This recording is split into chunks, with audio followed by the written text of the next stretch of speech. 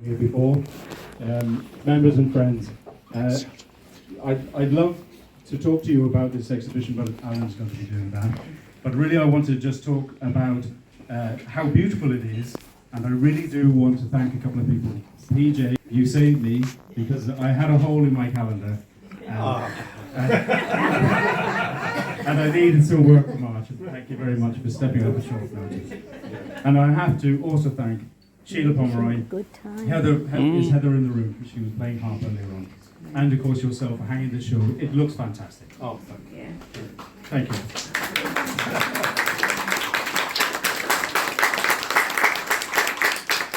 So just a few brief words about Alan. Alan is an illustrator, a sculptor, and an educator, and he is of course a member of the show, and more importantly, a friend. So Alan, over to you.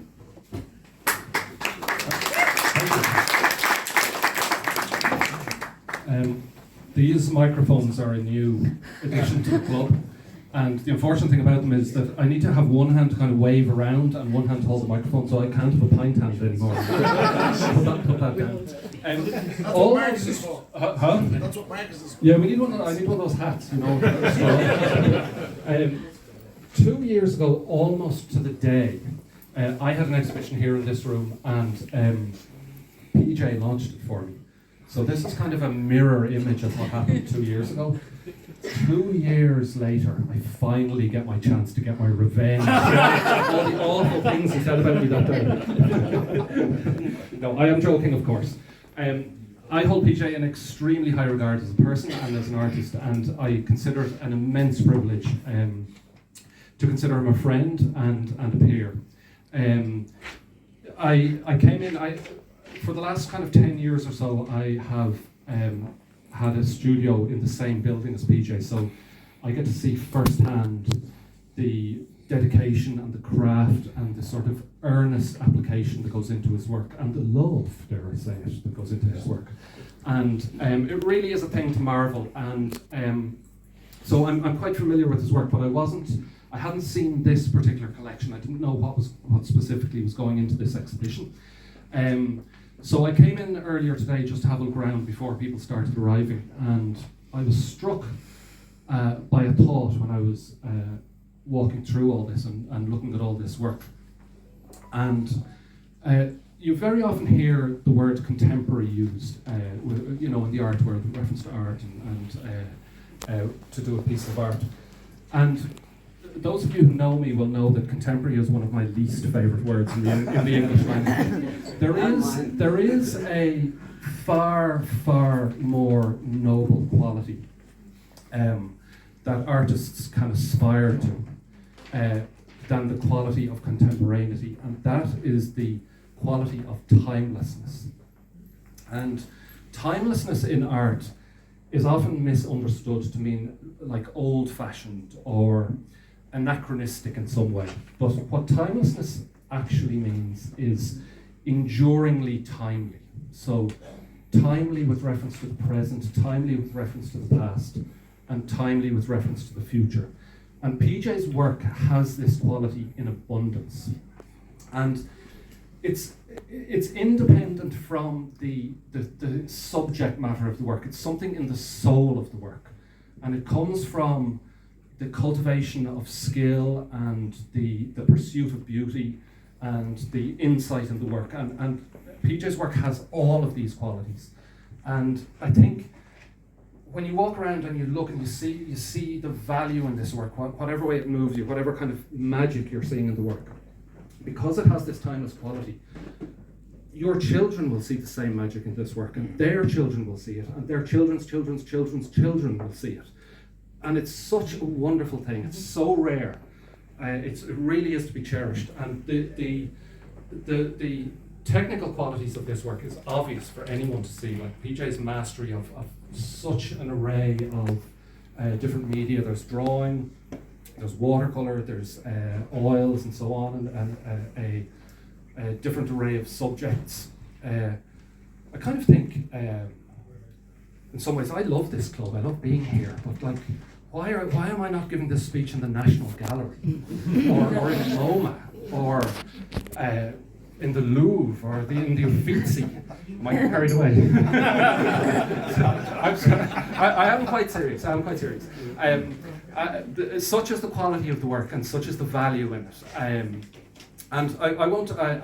When PJ spoke at my exhibition 2 years ago, he spoke eloquently and humorously, and he said very kind things about my work.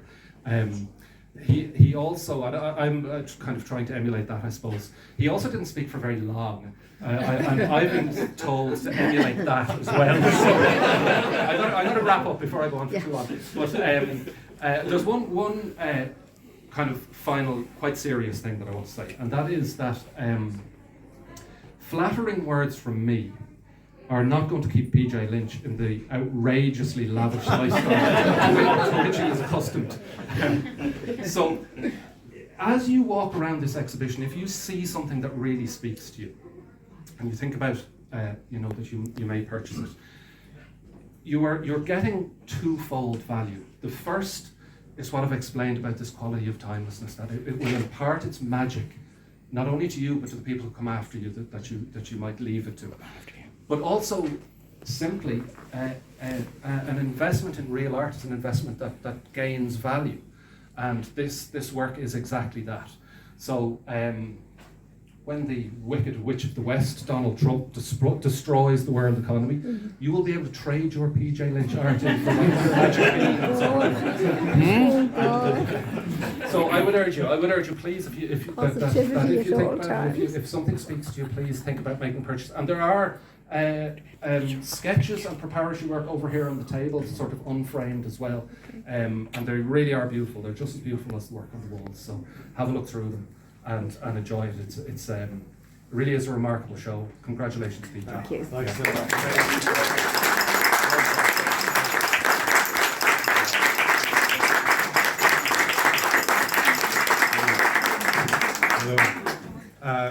Alan, that was tremendous. That was really good.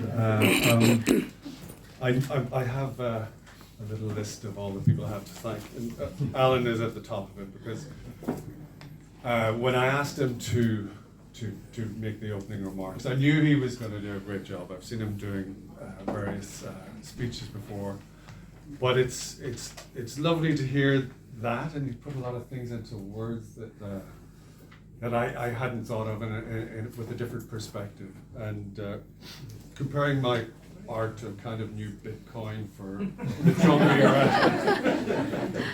It's only outdone by Marcus referring to my work as being like polyfill, filling a certain hole. Paraphrasing my. I may be doing that wrong. But no, I really loved that speech. Can you everyone hear me now? Yeah. Sorry. So I want to thank Alan very much. He's a good friend from the studio. We've known each other for many years, and I wanted him to open the show not just for that reason, but also because he's an artist whose work I hugely respect, and he has an approach a little bit similar to mine in many ways. He works a lot harder than me, but he has naps. He doesn't realise it. I'm asleep half the time. He has a lot of respect for the tradition of art and the techniques involved, and he works incredibly hard. And also, he's a bit of a genius when it comes to actually doing sculpture. If you've seen his work, it's phenomenal. So he's a wonderful guy to have working away upstairs, inspiring all of the rest of us at La Cathedral Studios. I'm delighted to see so many artists from La Cathedral. There's Antonella over there, and hiding behind Georgina, there's my very dear friend Anthony. And Anthony Collins, many of you will know him. He's been an inspirational figure in the art world for decades, many decades, and he's still going strong, and I'm delighted about that. It's great to see so many other old friends, as well as some newer friends, and I'm delighted about that you all came along. Thank you so much. I'm going to be sure that I can mention everyone who helped me so much. Thank you guys all for coming. I want to thank my family members for coming. Dennis and Catherine, they're probably hiding in there somewhere, have come down from the north. Sam is here, my dear Sam, who a lot of you know from his piano playing. And Sam has been a great help this last week, driving around and helping me moving stuff himself and his big brother Sam, Ben. They just did an awful lot of moving of all sorts of things for various reasons, but they were a big help to me, and I really appreciate that. And it's great that my partner Heather, who's kind of hiding over there, is here as well. So I'm delighted to see you all here. Thank you so much for all coming.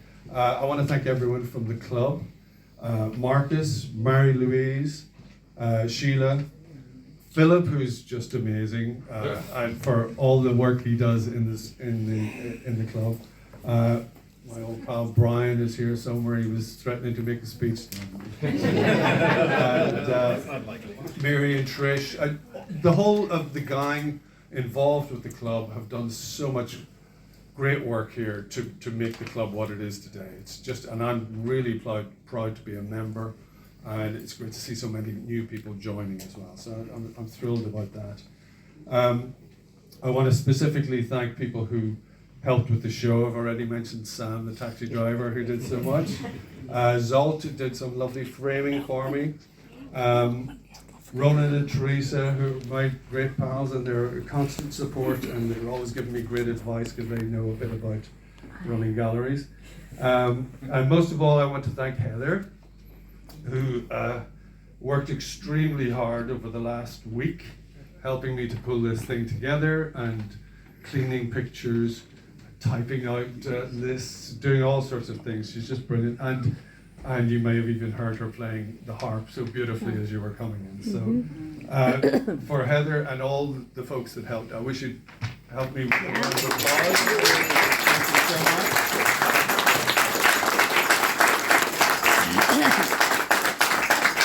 Thank you very much. I'm very grateful to Marcus for using me as his polyfiller. Because it was great for me to, at fairly short notice, have to pull together an exhibition of different works of art, that I had around the place, and it was a great opportunity to include portraits, life paintings, drawings, and illustrations, and it was a really useful process for me. Because it helped me to think about the way I do work. And when you're framing a piece up, you really think about it in a very focused way. And having all of these together, and then when we were arranging them with Sheila 2 days ago, Sheila did so much hard work for us as well. Thank you for that, Sheila. And we arranged them in certain ways, and there's a sort of a dialogue going between the different pictures. And I really feel that my portraits and the life paintings, the work that I do like that, it really feeds into my illustration. It always has. And the funny thing is that the illustration, the narrative thread, feeds back into when I'm doing a portrait or when I'm doing a painting of someone like Giuseppe enthroned over there. There's always a little story that I like to tell. So this has been a really useful exercise for me, and it's also just a thrill to have an exhibition at the Arts Club. It's one of my happy places. There's no question. It's kind of a watershed in my life. I've lived in Dublin for more than half of my life, and hopefully in the next month or so I'm going to become an out-of-town member of the club. So cheaper. That's the reason behind it. So it's an important juncture for me, and I want to thank you all for coming along and sharing this moment with me. Thank you so much.